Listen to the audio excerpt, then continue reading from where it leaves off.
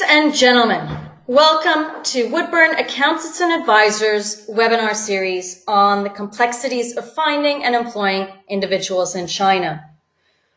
Woodburn is proud to be hosting its first webinar series in 2019, and I'd like to especially give a welcome out to Manfred Steinkellner from Steinkellner China Search, a professional recruitment firm, and both of us will be providing you all with information as well as tools on how HR issues can truly impact organizations in China.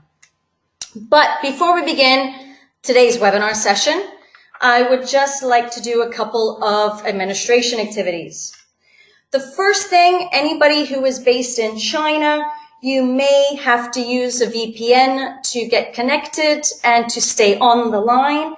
As we all know, there's a wonderful and beautiful great firewall that's situated in China, and that can cause issues with the GoToWebinar system. So if you're not on a VPN, you may want to switch to a VPN to have a more stable line. If you do have technical issues, there's not too much I can do from your side. If it keeps persisting, do note that we are recording today's session and it is going to be uploaded to Woodburn's YouTube page and a link provided with a copy of the PowerPoint as well. Once you've launched into the session, you will have two audio options, and it could be that choosing a phone landline might be a better option for you versus using your computer audio. What this basically means is that when you click on the audio section of your control panel, you will have an option to use your mic and speakers, which will be a default setting. But if you want to switch to a landline, you can go click on telephone. It'll give you the numbers to dial as well as the audio pin, and then you can go in. We will be having a Q&A session at the end of today's session. Please do remember, these webinars are complimentary. We are more than happy to advise you on any questions that you have regarding HR issues and expansion into the Chinese market. So please don't forget to add your questions or comments into the questions section of the control panel. If we don't hit your questions during the Q&A today, be assured I will be answering you personally, and be assured that Manfred, over his 2 days, will also be answering you personally in regards to the questions you've asked. But please, don't hesitate to add your questions or comments. Now, I was playing music in the background during the period before recording, but just to clarify for any of you that have just joined us, if you could click on the hand button, it just means to me that you're listening in and you can actually hear me. Thank you for those that have clicked on the hand button. If you click on the hand button again, it will disappear from your system, and that will allow me to know that you're continuing to listen to me. All right, please do remember, we are recording today, and we will have a copy of the presentation for you as well. But before I begin, I just want to be able to introduce myself, my firm, and I'll allow Manfred also to introduce himself. Alrighty, so Woodburn Accountants and Advisors is specialized in inbound investment to China and Hong Kong. We establish, manage, and administer companies in both jurisdictions to meet our clients' specific requirements, which include anything from market entry, cross-border investment, tax optimization, corporate restructuring, and HR issues. Our clients are international companies focused on inbound Asia investments, obviously with a focus on Hong Kong and China because that's where we are. And our clients are in all types of sectors, from manufacturing in China, exporting from China, selling to China, and offering a variety of different services within China. And they range from startups all the way up to multinationals and publicly listed companies. Just one small disclaimer from my side for today. The presentation that I am offering today and the information that I'm offering is a general view.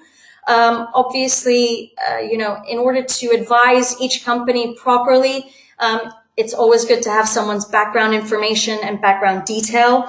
So if you do need a consultation, don't hesitate to reach out to me. Just a little bit about myself before I have Manfred introduce himself. My name is Christina Kohler-Coluccia. I'm the head of business advisory at Woodburn Accountants and Advisors. You can read up on me through my LinkedIn profile and a little bit here. I always like to use this slide to sort of make people understand what I've learned in the last 16 years of doing business in China.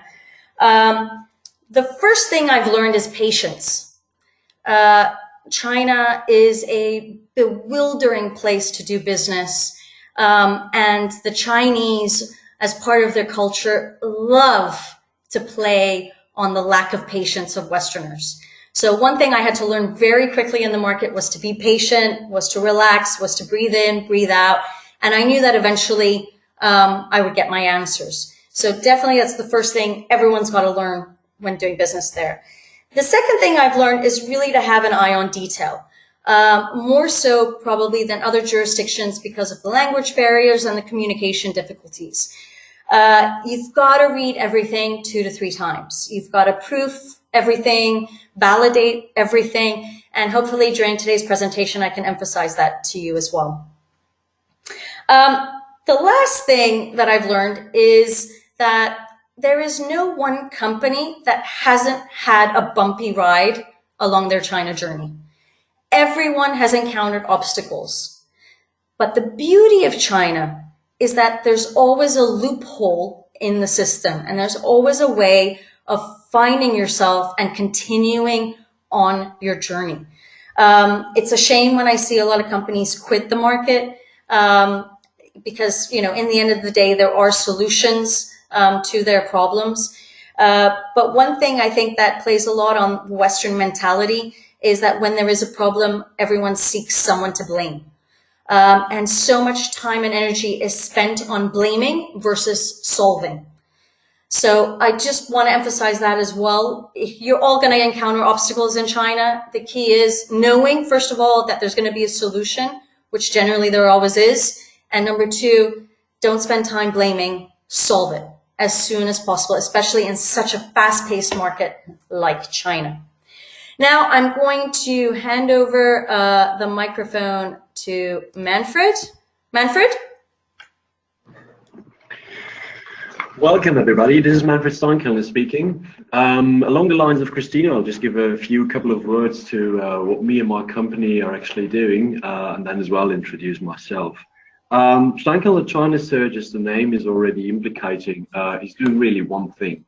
It's helping you to find the right people in China, especially those of us who are kind of headquarter-wise Europe-based. If you're already in China, you notice that, you know, it takes a while to get there. So this is one of the key reasons why it makes a lot of sense to simply find the right top man, be that your sales organization or your plant or whatever. And this is what we're doing. We're finding the right leaders that you need in China in order to prosper. This goes especially for sales organizations, which might be interesting for those of you who are starting up, but also later on, in case you're, as Christina pointed out, the ride is a little bit bumpy and things are not working out. Sometimes you switch the right person and then it actually starts to work out. Apart from doing the right top man, we also strongly work with a lot of SMEs where we're doing sales operational roles and other operational roles, because we simply come from a perspective that says, look, you need to have a couple of the right people in place in order to actually get your business off the ground and get flying. So just a couple of words to myself. I've been exploring China since 2003. Fully subscribed to Christina's statement on patience. Now that helps a lot in China. What also helps a lot in China is to actually speak Mandarin so that you can get across to people easily. And this is where I think a lot of the barriers and boundaries are actually melting down when you then get in touch with people and then simply, you know, talk with them and see what's on their heads and what's on their minds. Yeah, apart from that, really, I'm passionate about finding the right people for the right situations. I do believe that this, if you want to say, kind of is my calling. This is why I love doing this. And with this, I'd like to return the microphone to Christina, and let's see what she's got to say. Thanks, Manfred. I'd just like to mention one thing to all the attendees today in terms of how Manfred and I came about. It's all good and fine going to a headhunting firm and finding the right person and attracting the right people for your organization. But there's no point in finding the right people if you don't have a proper structure on the ground or you have an idea of how to hire these people. So this is how Manfred and I came together, and it also shows all of you how you can't just rely on one organization to help you with all the information and help you with all the things you need to know in the market. You've gotta spread your eggs around a little bit and work with a variety of different firms that can really provide a full compass solution for you when going into the market. Thanks, Manfred. Manfred will be the moderator for the Q&A session, so he'll be blasting off the questions that come in. Thanks, Manfred. Cheers. So to begin off today's presentation, how to employ talent in China with or without an on-the-ground structure. This is the agenda for today, which probably looks to everyone like I made a mistake. Why am I starting off with the conclusion?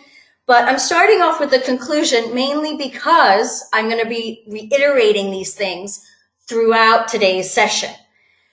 The first thing that you need to do, regardless of the numerous options that I'm going to be delivering to you today, is you've got to have true, authentic agreements and contracts in place. Okay? Whatever option you choose, make sure there is at least a one-page document highlighting the terms and conditions of your relationship, okay, and all the parties that are then involved. You've got to make sure you give the confidence to your employees and that you invest in your employees. And the first step is to give them a sense of confidence through these agreements and through these contracts. Please be smart also. I always say that there are two bureaus in China or two authorities in China you don't want to mess with. The first one's the Labor Bureau and the second one is the tax authorities. Okay? You cannot fool them. You also can't fool your employees. So don't try and choose a method that first of all doesn't exist. And I will highlight a few case studies in today's session of people that have done it wrong. Don't do these things just because you think you're going to save a few bucks. In the end, to fix that up will cost you more and cost more to your company and may even cost you more in terms of employees. So please be smart in regards to doing any of these things. What are the basic requirements for finding and hiring employees in China? The first is obviously finding the right talent, picking the right candidate. And Manfred's going to go into that on day 2 and day 3 of today's of this webinar series in terms of finding the right people for your sales structure, finding the right plant manager. But the other aspect to it is then understanding the Chinese employment regulations. What can you do? What can you not do? Drawing up the contracts. Regardless if you are a one-person organization in China or you are a 100-person organization, you should have an employee handbook. This helps you so much in terms of warnings and, more importantly, terminations. Okay? It gives you the leverage and the power to be able to do these functions in the right way and according to Chinese regulations.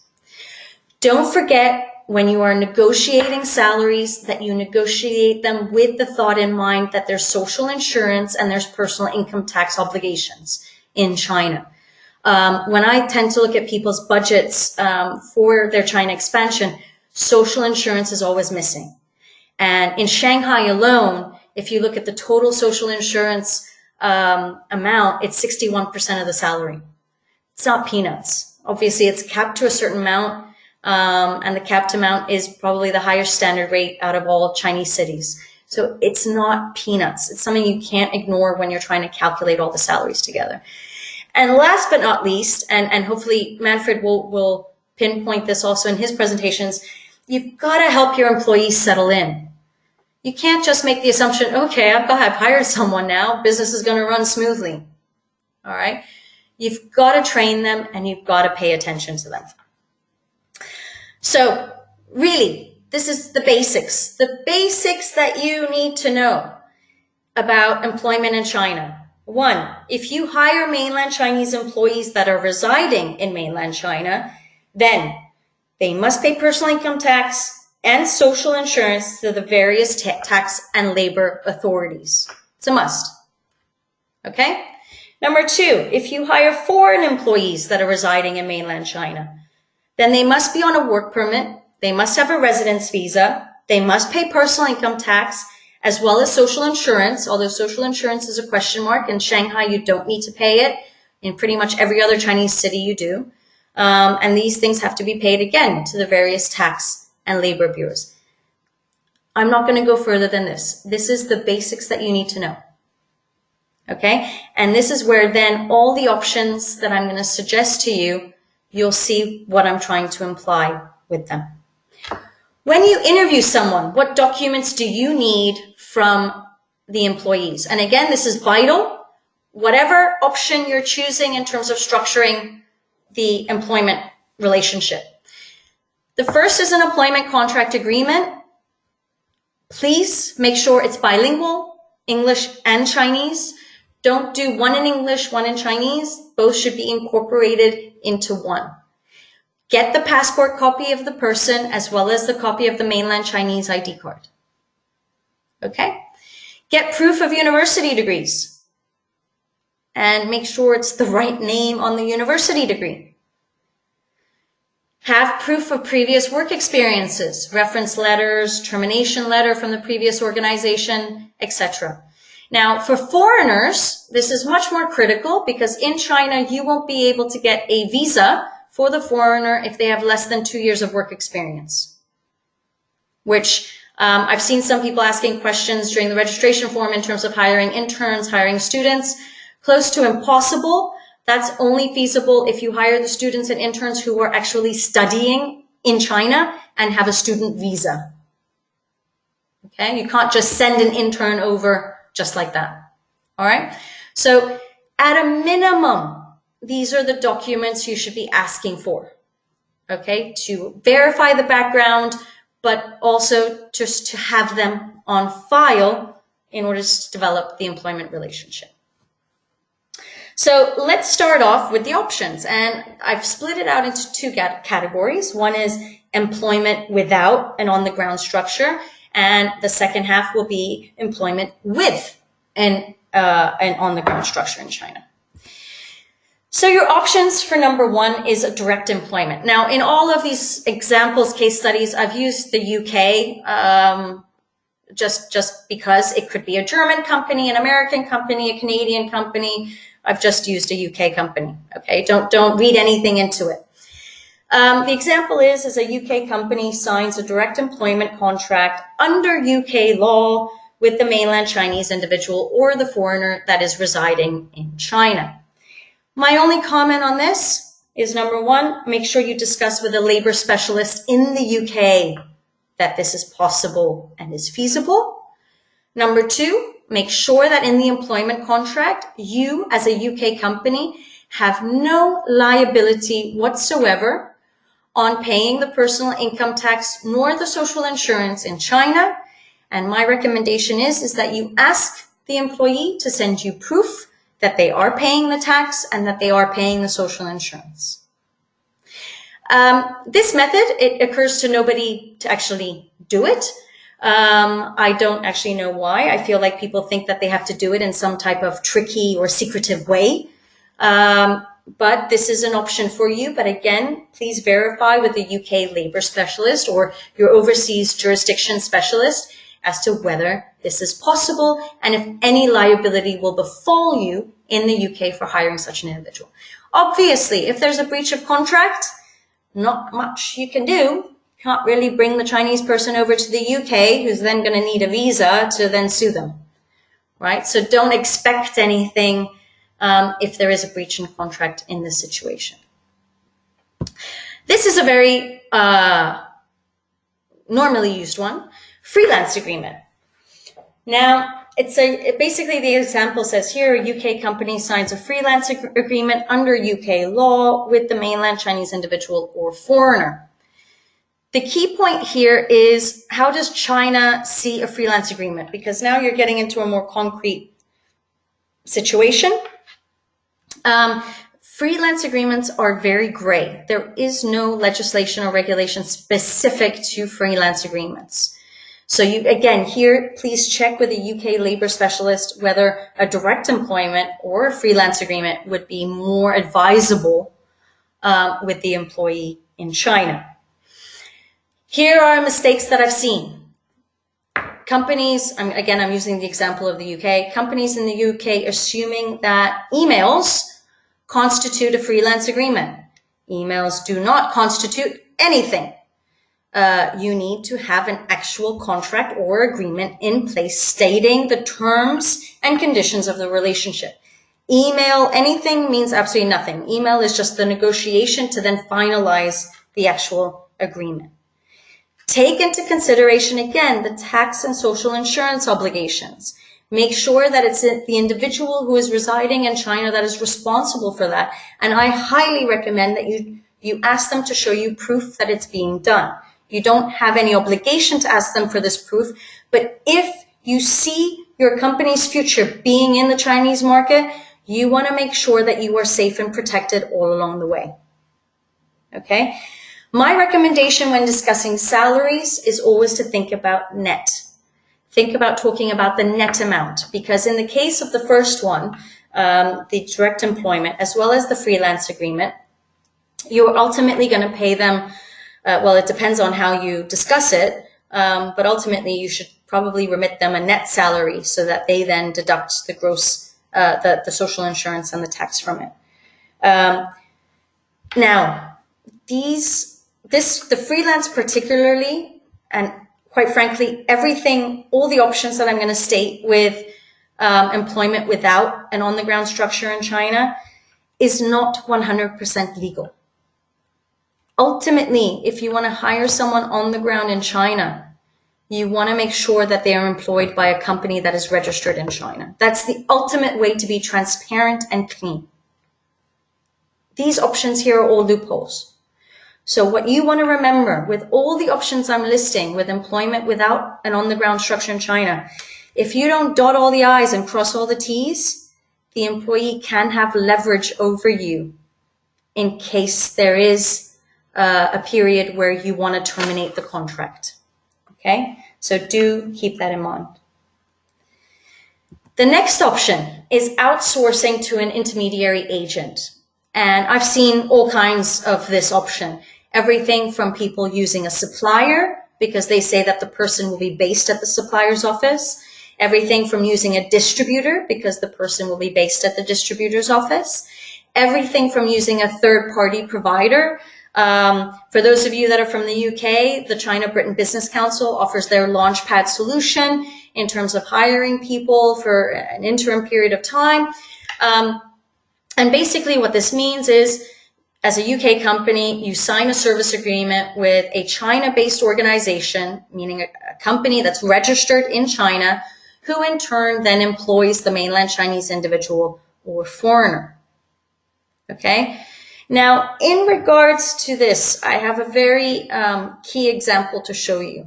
I was approached one day by a client who had no entity in China, but was using his supplier to hire, I believe it was between 5 and 6 employees, all merchandisers and QC specialists. He came to China for a visit, went into the supplier's office, and immediately noticed that one of his staff had broken his leg, was on crutches. He then also saw that an envelope was being passed around the office for money. Money was being put in it. He didn't quite understand, and he asked his senior person what was going on. The outcome of this conversation shocked him. Basically, the supplier had not been paying social insurance for these 5-6 employees. As a result, when the employee broke his leg, he couldn't get reimbursed for the hospital, and he was asking his colleagues if they could help in terms of funding the hospital bill. Okay, now this perfectly exemplifies how a company who's hiring not just one, but 5 or 6 employees through their supplier doesn't pay attention. Obviously, there's a lot of trust, but you've also got to ask your supplier, your distributor, your third-party provider that everything is being done legally. Okay, you've got to make sure that the net salary is being remitted. You've got to make sure that the social insurance is being paid. And more importantly, that the right salary is being declared for the social insurance so that the right amount of social insurance is being paid. And also that the personal income tax is being paid. Now, he was such a nice guy to his employees, he actually reimbursed the staff 100%, and the money was redistributed back to the employees because he was ashamed. He felt extremely guilty by the situation. And he eventually did terminate the services with the supplier, and he set up his own company to hire these 5 or 6 people. Now, the only issue for him is that for the period that they were hired by this supplier is a period of leverage for these staff who can attack him at any point in time with the Labor Bureau to say that they were not properly employed for that period. All right. So make sure you care. Oh, yeah, you know, these are all people, right? We want to care about our people. We want to care about our staff. Make sure you're aware about all the legal situations and what you've got to do and what you should do in the Chinese market to employ them. The fourth option and the final option for employment without an on-the-ground structure in China is using a Chinese labor dispatch agent. Unfortunately, this rarely occurs now. Basically, a labor dispatch agent is a privately owned or state-owned company in China that has a labor dispatch agent within their business scope, which basically means that they can hire people on behalf of companies. Most of the time, I would say 98% of the time now, these labor dispatch agents prefer to do this type of hiring as long as the company has a subsidiary in China already. Some companies make exceptions. And basically what it means is that the UK company signs a service agreement with a China labor dispatch agent who in turn employs the mainland Chinese person or foreigner. Now, obviously, using the Chinese labor dispatch agent is a more formalized structure because you're doing it via a company that can actually offer the service of labor dispatch. But like I said, it's not happening so often now, primarily because of liability issues that these labor dispatch agents feel when hiring someone on the ground in China and actually the client is sitting overseas. So, what is not acceptable? And I'm emphasizing this. What is not acceptable with any of these structures? One of the first that's not acceptable is that the thought that emails are accepted by the Chinese courts for dispute. I mean, that's just rubbish. Emails do not work. You need a formal agreement in place, okay, with the employee or with the intermediary. To then say, well, nothing was ever signed, it was all verbal communication, and we had a lovely, strong handshake with the employee who kind of promised he would never do anything against us. Rubbish. Would you do that in the UK? Would you do that in Germany? No. So of all places you should be doing it, it's in China. All right? Definitely this point 2, not acceptable. Not a route for success. I can tell you that right now. The third actually happens, and it still happens today, where people believe that they can bring these salary payments in cash in a briefcase to pay the employees. Trust me, still happens today. Okay? Not acceptable. Particularly if you do this, you should then write a letter of confirmation that they've received the cash, right? Things have to be documented in order to protect yourself in China. All right. Please make sure that there's always an agreement in place. Please do TT transfers, right, to pay. the staff. You've got to make sure that all of this is working appropriately. Now, what are the disadvantages with all the options that I've listed here today? Well, the first, and these are things that people tell me, right? First, there are time zone issues. With time zone issues, plus communication and language barriers, we can never really follow up with the employee. We don't really know what's going on. Honestly, nobody is paying attention and giving the attention that's needed to the staff on the ground. Causes huge problems. It basically causes the person sitting in China to feel completely lost. The other excuse is it's a 12, 24-hour flight away. Flight tickets are expensive now. We're not going to just hop on a plane and go over there. That's not how you should be running your China business, particularly in this phase where you don't have an on-the-ground structure in China. Okay, where everything is kind of up in the air. And as I highlighted earlier, all the 4 options I offered you, they're not 100% legal. They're solutions to the system, but they're not 100% legal. So you definitely want to make sure you're paying more attention than if you had an on-the-ground structure. I've also had people trust too quickly in the people that they've hired on the ground.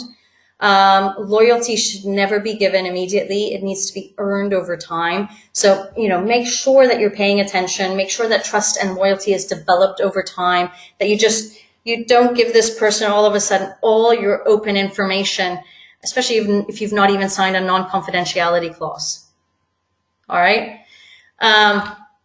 Make sure you vet your providers. Like I mentioned earlier with the case study about the supplier, vet your providers that they're doing things properly and they are doing things the way it should be done in the Chinese market.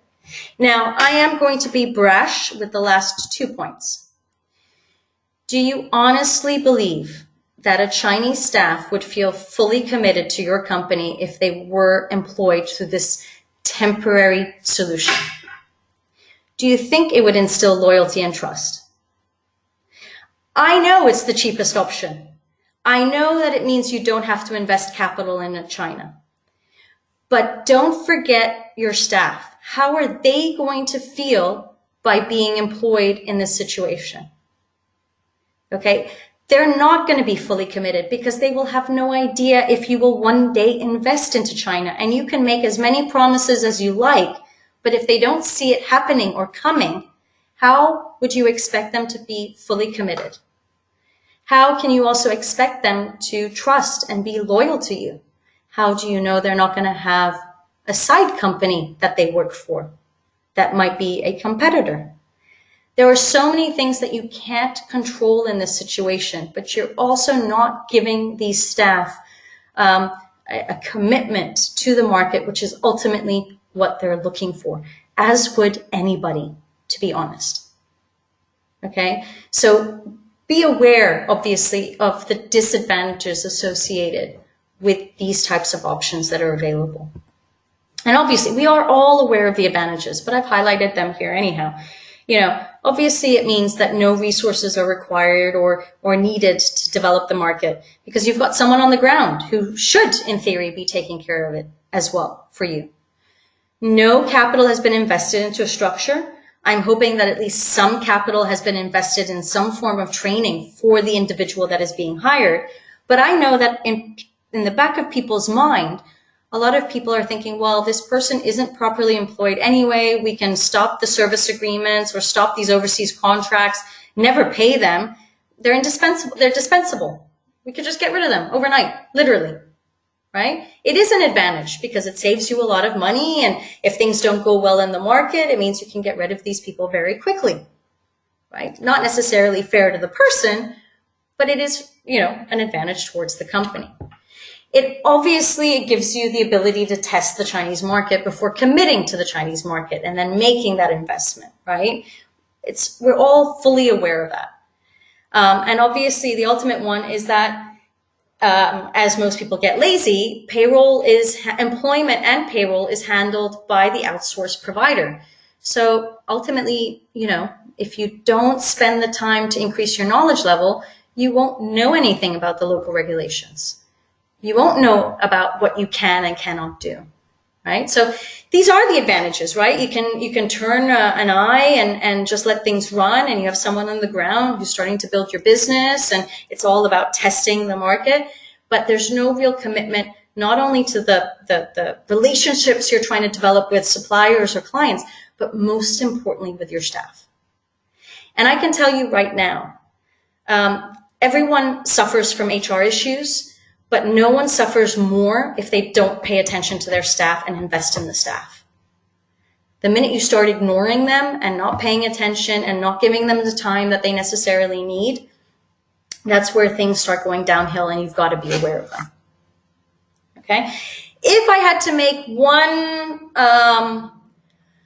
recommendation, primarily because the labor dispatch agency option is rarely used, if I would recommend one, it would be to use an outsourced provider, an intermediary agent, to do the employment. The reason I say that is mainly because the employee will be signing a local contract. The local employee will have no worries, the local employee plus the company will have no worries that the net salary is being paid, that social insurance is being declared, and that personal income tax is also being declared. Basically, from a payroll, employment and payroll perspective, the employee is safe and the company is safe as long as you vet your intermediary agent, right? But it's the option that I would definitely recommend and start off with versus doing any of the other three options, primarily because it's all done locally, right? So let's start off with the options associated with having an on-the-ground structure in China. So it really comes down to also what type of structure you have in China. So the first one is in relation to the representative office. And there you are required by law to use a Chinese labor dispatch agent. And what this means is that the UK company has a service agreement with the labor dispatch agent, who in turn then employs all the local staff. If you have foreign employees, they can be hired directly by the representative office, but keep in mind that only 4 work permits can be issued per representative office. That's it for representative offices. The other options are all associated with limited company formats, such as a WFOE, a FICE, or a joint venture. So the second one is using a Chinese labor dispatch agent as a payroll agent. A limited company by law is not required to use a labor dispatch agent. However, you may want to use the agent to outsource the service, and they can handle the payroll for all the local and foreign employees. In some situations, which is the next one, you can also use the Chinese labor dispatch agent to employ people on a temporary or on auxiliary or in a, where it's replaceable basis. So basically, for employees that are on a project basis that need to be based in China, you may not want to go through the trouble of hiring them via your limited company. And in that case, you could just have the labor dispatch agent hire them for that project period of time. How that helps you is basically you don't have to go through the formalities of signing employment contracts, going through termination and whatnot. There's just a bit of ease in going through that step. Then you can outsource everything to an intermediary agent, for example, an accounting firm, an accounting firm, CPA firm, where basically, again, you're not required to use these types of firms, but if you wanted to, you could use them for the temporary employees or project-focused employees as well. Very similar to as if you didn't have a structure on the ground. In this situation, you do have the structure on the ground, and the UK company signs the service agreement with the local company. The fifth option is doing in-house employment and outsourcing the payroll functions. So basically, the UK company establishes a limited company in China. Everybody, both local and foreign, signs employment contracts directly with that company, and all payroll functions, which include personal income tax, social insurance obligations, are outsourced to an accounting firm, for example. So In this situation, you've got control over the employment, but you're outsourcing the administration work, basically.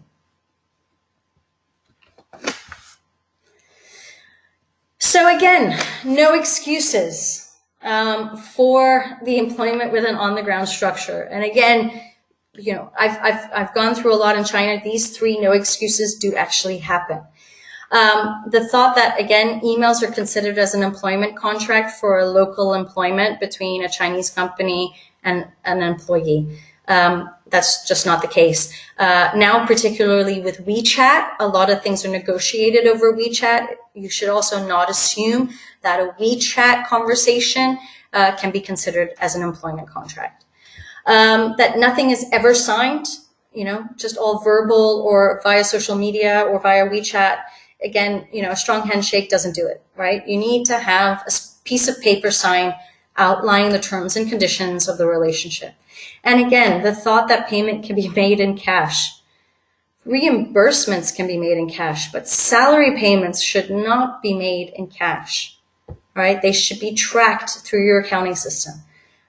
Please do make sure that you do that. Now, what are the disadvantages of having an on-the-ground structure? So let's be open and honest. The disadvantages are you do need capital to invest into the company, and people may not have this capital readily available, right? It's called registered capital that needs to be put into the company. You may need more functional things, such as a registered office address where the employees have to sit. They can't just sit from home, right? They need to actually sit in an office space, and you are required to rent an office space if you are looking to develop an on-the-ground structure. All the other items, though, are still in a disadvantage similar to when you don't have an on-the-ground structure, like time zone issues, communication and language barriers. You know, it's a 12, 24-hour flight away. These things still pop up, regardless if you have an on-the-ground or not on-the-ground structure. I highlight it as disadvantages because people really take this into consideration and don't pay attention to their companies. Don't trust people too quickly just because you have a structure in the ground, right? I mean, the worst thing that you should do is a guy you've just hired, you give them all the company chops so they can sign all types of contracts. They have access to your bank account. You know, don't do that too quickly. Loyalty should also never be given immediately. It has to be earned over time with people. If you do outsource, definitely vet your providers to make sure that they will do what they say that they do. I always see the following. Whenever there is a structure on the ground, there's so much attention paid to the pre-investment stage that once the structure is set up and people are then hired, and there's no type of control system yet developed, the overseas guys start getting lazy, they ignore, they're arrogant, and they don't pay attention to the structure they've actually developed. And they don't pay attention to the people that they've hired. And again, here I'm using the same question formats. Do you honestly believe that a Chinese staff would be fully committed to your company if you ignored them, if you gave them no training, and you gave them no supervision? People need this for development, particularly, you know, there's stuff all over the world about millennials and how millennials are behaving. They especially want this. They especially want the training. They want the supervision. And offering all of these types of things does instill loyalty and trust within your staff. And ultimately, it does instill less turnover, okay, which is a key problem in the Chinese market. From my perspective, the advantages of having an on-the-ground structure, the first is it gives employees the feeling that they can develop and obtain a career path within your organization. They'll feel they have the ability to travel as well as learn from your company and from the people within your company. The other aspect is there will be resources available because, well, hopefully they'll be available because you'll probably set up a team that will supervise the organization. You know, it might be a regional team that supervises the Asian market, and it will help in terms of developing the market. You'll have capital invested. So I put capital as a disadvantage, meaning that you need to raise up money to invest. But the capital will also help you to grow. you'll see faster results because you're investing into the local structure. And that will be then the development plan that you show your employees as well. And most importantly, it also shows the ability to highlight to not only employees, but also clients and suppliers an image of the commitment to the market. So if there was a structure that I would recommend in terms of employment with on-the-ground structure, it would be option 2, which is basically using a Chinese labor dispatch agent as a payroll agent, or doing everything in-house and outsourcing the payroll functions, or even doing the payroll functions in-house. And the main reasons for that is, again, having control. So final slide before we start the Q&A. This is just, again, my conclusion. The first is avoid having a laissez-faire attitude. Pay attention to your employees and your China business. Make sure you create a proper structure for them, that they feel committed to your organization, that they develop loyalty, and that trust is then created between the various parties in the relationship. Knowledge is power. It gives you the leverage you need to succeed in China, particularly concerning labor regulations, right? You can get so easily caught out on that. A very simple story here. It was in my early days in China. I had a client who approached me because what he did was simulate the termination procedure that was in his own home jurisdiction, which does not follow labor regulations. The staff didn't want to leave the office, didn't leave the office until midnight, wanted, I believe it was 10 times of the termination amount. And because he didn't ask anybody what were the labor regulations for termination, he just said yes to everything because he was put in a really uncomfortable situation, didn't know how to get out of it, and in the end paid out this ridiculous termination amount, which cost the company tremendous amount of money out of their budget for further expansion and growth. Even if you choose the right individuals, understand what is happening within your organization, right? You can always find and choose the right individuals, but you've got to pay attention to them, train them, and invest in them, right? Invest in the employees and they will invest in you in return, okay? I always believe in backup plans. I always have a list of resumes that are beside me for all the divisions that I run in within my organization as a backup in case someone resigns or I have to terminate. Always have a backup, always have a priority list. This really does help me in these types of situations. Use your gut instincts. If you feel like something is going wrong with any of your employees, or you feel like they're doing something wrong to your brand or to your company, hop on a plane. Okay, don't get lazy. I do realize it's a 24-hour flight, but you will be able to solve things much faster if you actually show up. There's always questions like, can this be right? Or is it just China? Is this really how things work here? Please ask the question. There are so many advisors, lawyers, accountants, HR specialists. There is no question which is a dumb question. Just ask it, right? And this will help you in increasing your knowledge level. And use external parties to help supervise your business, because this will truly help you in your early days, in your startup phase within the market, to know that you're doing things right. So that was a lot of information and I blasted through it, but perhaps we can start with the Q&A. Manfred? Yeah, I see the first questions coming in. Part of them already came in through the webinar. And the first question I've got here from Benjamin is the following, Christina. My biggest fear about China is control. Who is going to control my business and how is it being controlled? Out of all the models you highlighted, what gives me most control and keeps my company safe? That's a really good question, and one that doesn't come up so often. It's a question that actually shows there's a little bit of pre-thought that's going into everything. If you are in the phase of not yet having a structure on the ground in China, then this is probably where control really is important for you, because you're going to hire someone who's on the ground, who is going to represent your company. He's going to be doing the branding. He's going to meet with suppliers. He's going to meet with distributors. He's going to meet with customers. So you really want to make sure that you know what this person is doing at all times.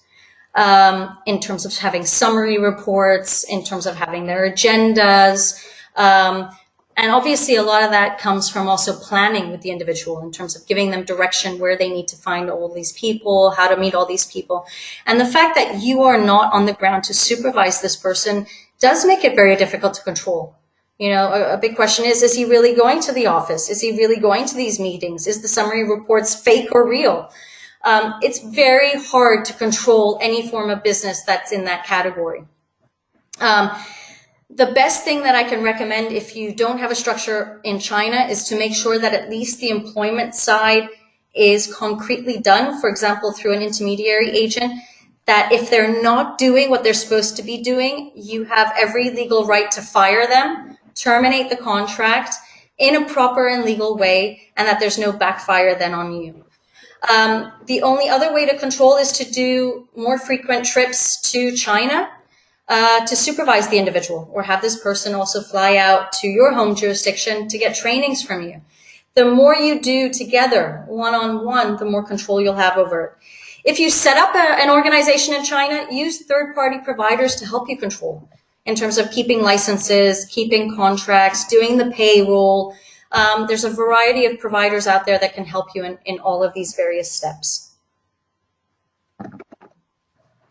Thank you so much for answering this one. The next question I find interesting here, Christina, is from Elisa. She's asking, cost plays a huge factor in all of this for us, as we're on a tight budget in our expansion in China.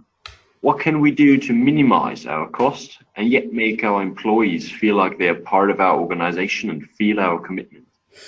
So, I mean, this is a very common question. I think every single company out there, even the multinationals, are on a tight budget. Communication. I think that's probably the easiest answer I can give in regards to that question. Communication and making sure there is some level of transparency with the staff. This is a balancing act, though, because the staff will be new. You don't want to place too much trust in them, and probably you don't want to reveal too much information to them, but you do want to reveal enough that they are committed to your organization, stay within your organization. And the biggest part is communication. Have them on the phone every day. Okay, you know, that might not happen, but at least have them on the phone every 2 to 3 days.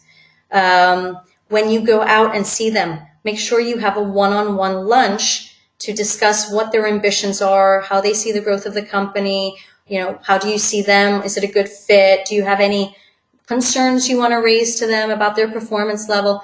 Communication is truly the key. If you don't have a structure on the ground, which will probably be the way to minimize your cost initially, then, you know, you've got to make sure that the communication level is extremely high with the staff that you hire on the ground. Very interesting. And another question I've got here from Sarah is, we're currently switching from having no entity in China with staff to setting up our company. We will need to transfer the staff. How is this done, and what should I watch out for? So that's a really good question, and a very lengthy answer will have to be provided, but we might be running out of time. But basically, if you don't have an on-the-ground structure in China and you've got employees, whatever the situation that you're in, you will obviously have to now sign formal contracts with your new entity. Here are things that you should probably watch out for. The first is when you sign that employment contract, it would be very nice if you dated it to you can't backdate it, but that you indicate within the agreement that the working relationship began before. If you don't do that, it could cause problems to the social insurance impact of the employee, as well as to their retirement. The second thing that you should watch out for is that anybody in this world is probably going to use this situation to renegotiate salaries. Who wouldn't? Right? You're signing a brand new contract, you're negotiating it. I would not be surprised if they said, fantastic, I'm so happy you're setting up a company. Wow, I mean, what a commitment to the market now. I'll be proud to become an employee, but I want to discuss my salary.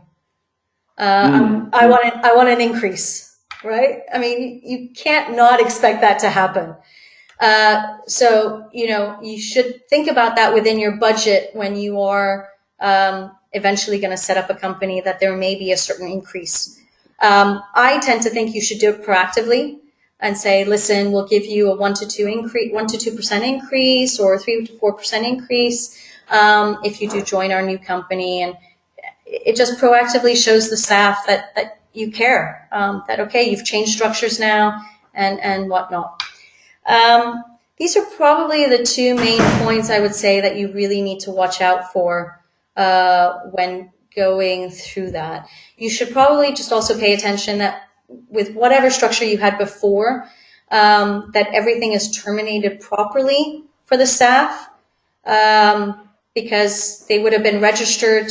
If it was a situation where they're registered through an intermediary, they would have been registered through that company. They would have to sign a termination letter. There's a lot of things that have to happen voluntarily also from the employee side. So it's important to get that across. I also think it's important to just continuously communicate. So the minute you start deciding that you're going to set up a company in China, tell your staff, so that it's not a surprise 6 months later once the company is established.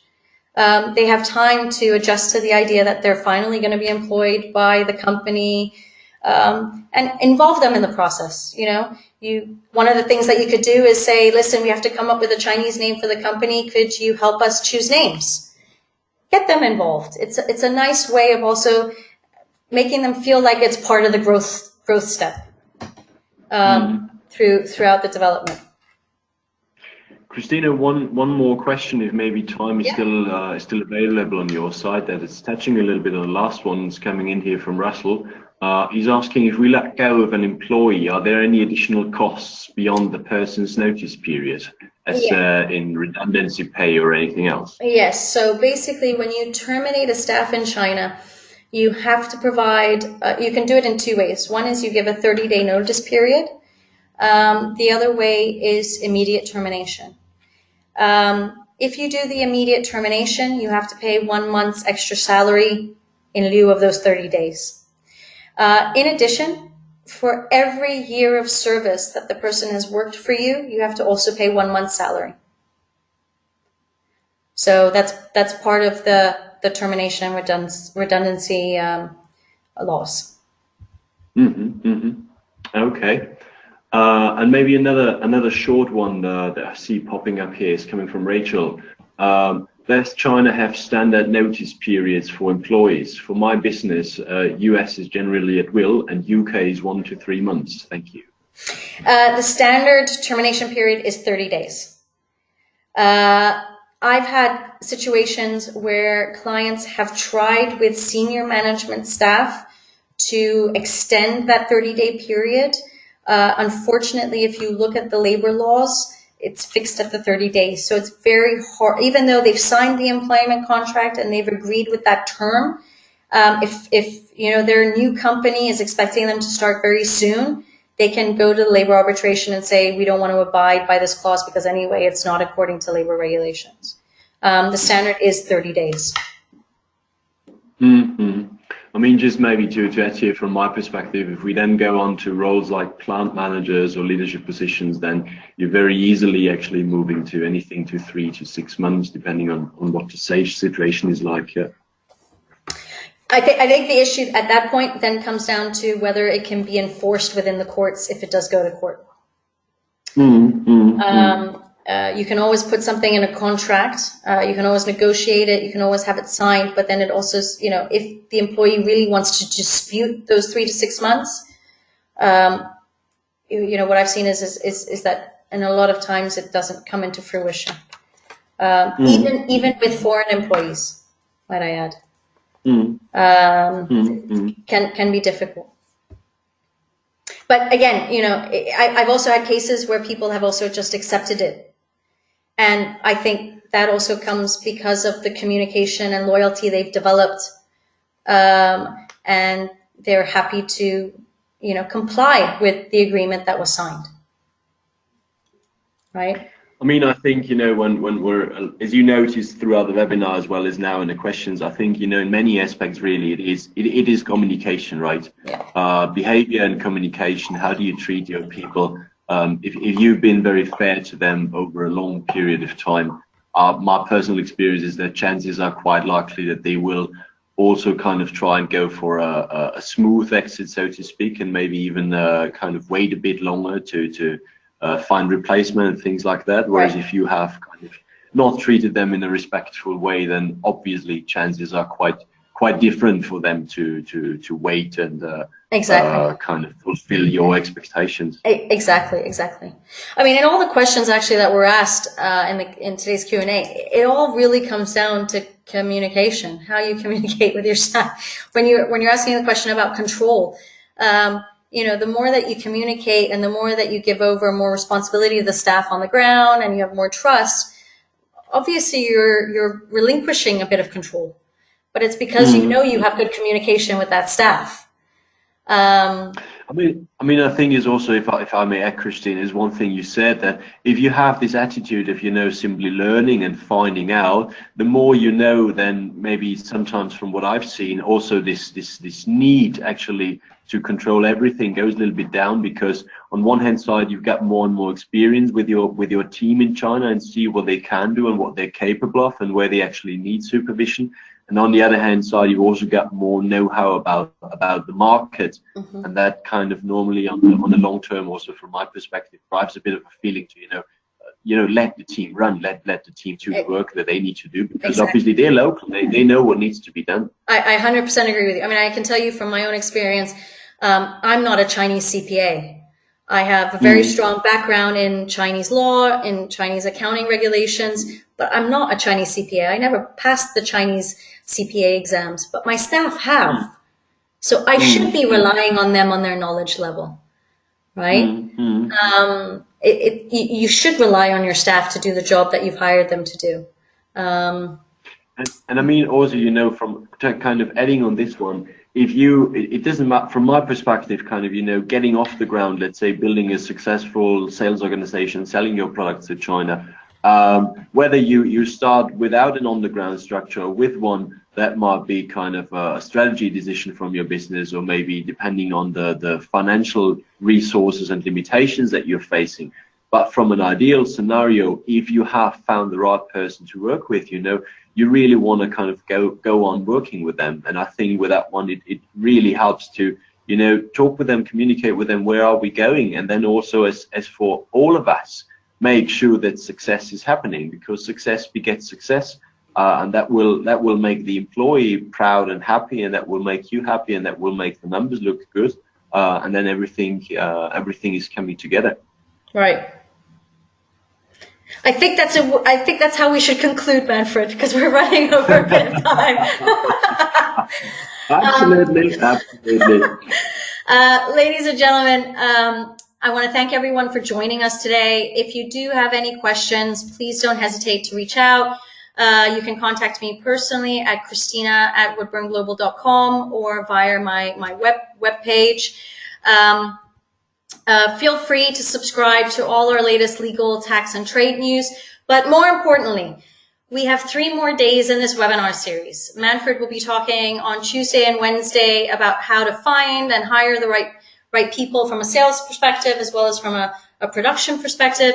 And we'll end on Thursday with the nitty-gritty technical side about the individual income tax reform, visa implications, and social insurance implications, which will help you in terms of formulating and understanding how to create salaries.